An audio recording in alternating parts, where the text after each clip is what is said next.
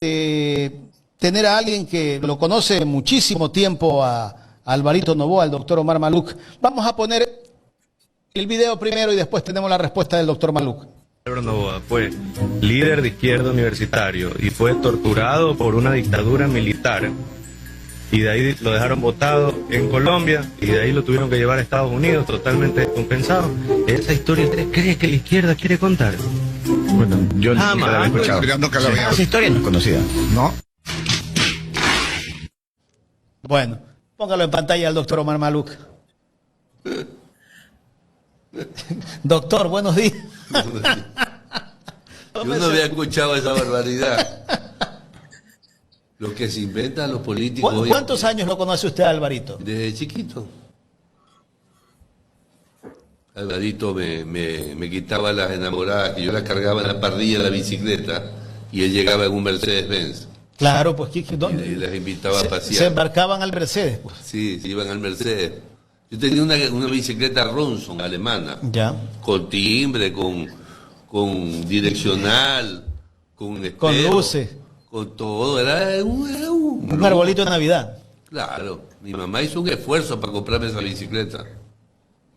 Llevaba a mi enamorada atrás y llegaba Alvarito en un Mercedes-Benz.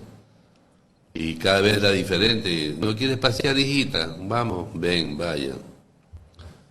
Y se la llevaba a pasear. Yo me quedaba solito en mi bicicleta.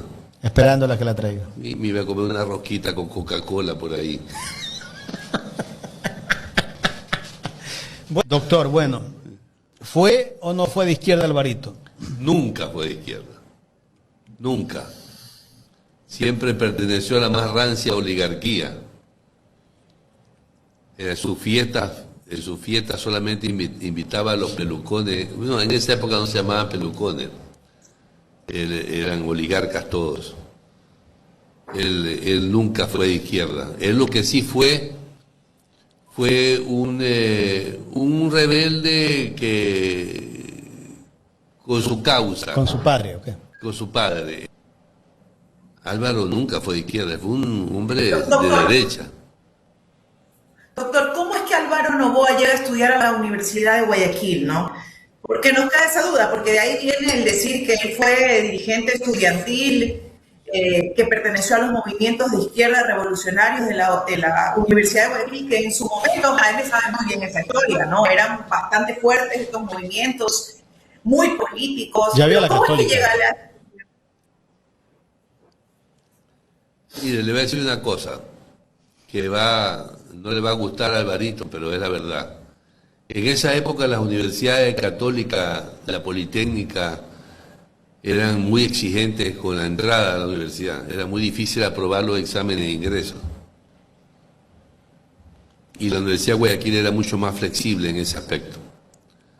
Entonces, claro, la universidad donde él podía ir era la Universidad de Guayaquil. Que no era muy exigente en el ingreso de los estudiantes.